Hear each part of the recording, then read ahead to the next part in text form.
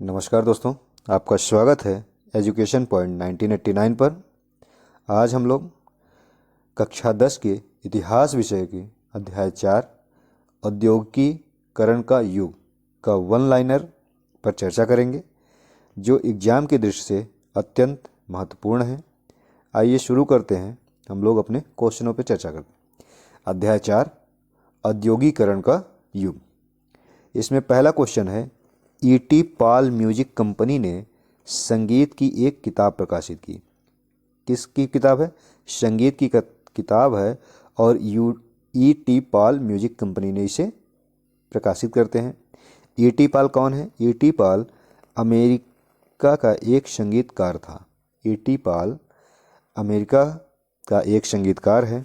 भूमध्य सागर के पूर्व में स्थित देशों को प्राच्य देश कहा जाता है। भूमध्य सागर के पूर्व में देशों को प्राच्य देश कहा जाता है। किसी चीज की पहली या प्रारंभिक अवस्था को आदि कहते हैं। औद्योगिकरण के पहले समय को आदि औद्योगिकरण के नाम से जाना जाता है। आइए अगला क्वेश्चन है, उत्पादकों के संगठन को, जो उत्पादक के संगठन है उनको गिल्ड्स कहा जाता है।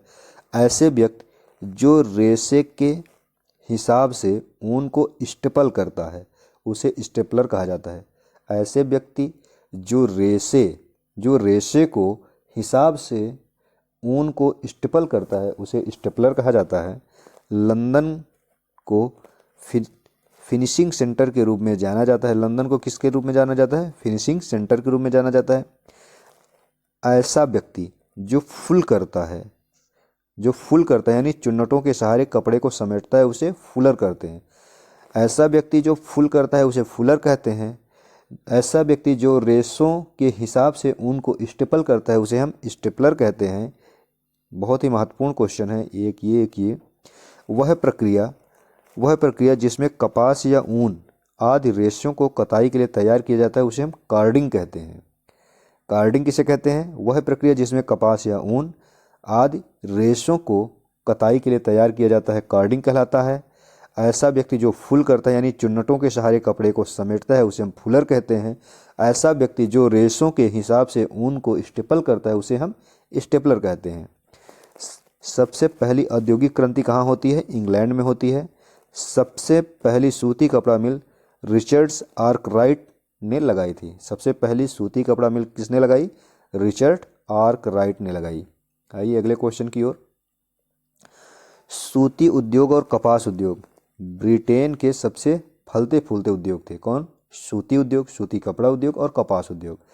भाप के इंजन का आविष्कार जेम्स वाट ने किया है। ये हमने साइंस में बहुत पहले भी पढ़े हैं।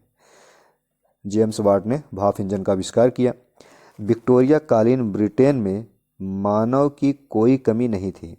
विक्टोरिया कालीन ब्रिटेन में मानव की कोई कमी नहीं थी। विक्टोरिया कालीन ब्रिटेन में उच्च वर्ग के लोग कुलीन और पूंजीवती वर्ग के हाथों से बनी चीज़ों को तरजीह देते थे, मतलब महत्व देते थे।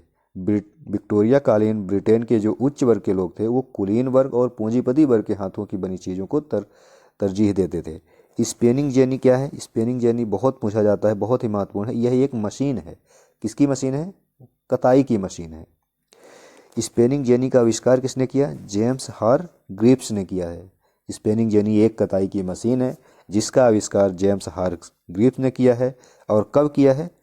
1764 ईस्वी में। स्पिनिंग जेनी एक कताई की मशीन है और इसका आविष्कार जेम्स हारग्रीव्स ने किया है, और इसका आविष्कार 1764 ईस्वी में किया है। और वहाँ के लोग इसका विरोध क्यों कर रहे थे? क्योंकि इसकी वजह से, इस मशीन की वजह से वहाँ के लोगों और महिलाओं को बेरोजगारी का सामना करना पड़ रहा था। कंपनी ने बुनकरों पर निगरानी रखने वेतनभोगी कर्मचारी तैनात किए जाने, जिन्हें हम गुमास्ता कहा जाता है। कंपनी ने बुनकरों पर निगरानी रखने वेतनभोगी कर्मचारी तैनात किए, जिन्हें हम गुमास्ता कहते हैं। गुमास्ता क्या है? जब कंपनी बुनकरों पर निगरानी रखने के लिए जो कर्मचारी नियुक्त करता था उसे हम गुमास्ता कहते हैं। आइए आगे चलते हैं। अगला क्वेश्चन, भारत का मैनचेस्टर किसे कहते हैं? अहमदाबाद को।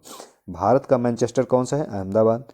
भारत में पहली कपड़ा मिल मुंबई में लगाई गई। पहली कताई और बुनाई मिल मद्रास में खोली गई। जमशेद जी जीजी भोये एक फारसी बुनकर के बेटे थे। चीन के साथ व्यापार और जहाजरानी का काम जमशेद जी जीजी भोये ने शुरू किया। देश की पहली जूट मिल सेठ हुकुमचंद ने लगाई। देश की पहली जूट मिल 1917 सेठ हुकुमचंद ने कलकत्ता में लगाई। द्वारकानाथ टैगोर ने जहाजरानी, जहाज निर्माण, खनन, बैंकिंग, बागान, बीमा पर विशेष निवेश किया।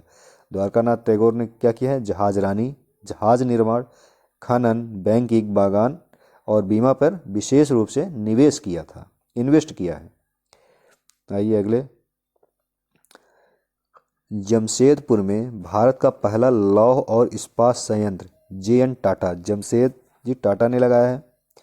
भारत का पहला लौह इस्पात संयंत्र 1912 में JN टाटा द्वारा जमशेदपुर में स्थापित किया गया।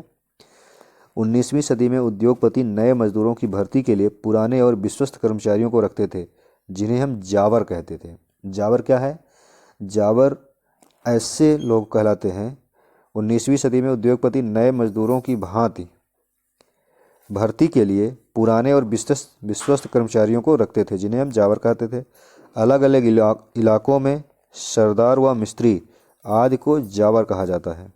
भाई भोसले मुंबई के ट्रेड यूनियन कार्यकर्ता हैं। रस्सियों और पुलियों के जरिए चलने वाला एक यांत्रिक औजार है, जिसका बुनाई के लिए इस्तेमाल फ्लाई शटल कहलाता है। चीज़ों की गुणवत्ता के प्रतीक को लेबल कहते हैं। चीज़ों की गुणवत्ता के जो प्रतीक होते हैं उसे हम लेबल कहते हैं। वस्तुओं, उत्पादों के लेबलों पर भारतीय देवी देवताओं की तस्वीरें होती थी। पहले विश्व युद्ध तक भारत का औद्योगिक विकास धीमा था। आज की क्लास हमारी यहीं तक। थैंक्स। लाइक एंड सब्सक्राइब जरूर करें एजुकेशन पॉइंट 1989 को, क्योंकि इसी से आपकी नई नई क्लासें और इसी प्रकार से क्लासें हम लोग लेके आते रहेंगे, जिससे एग्ज़ाम के पहले आपको इन सब चीज़ों में बहुत आसानी होगी। शेष धन्यवाद।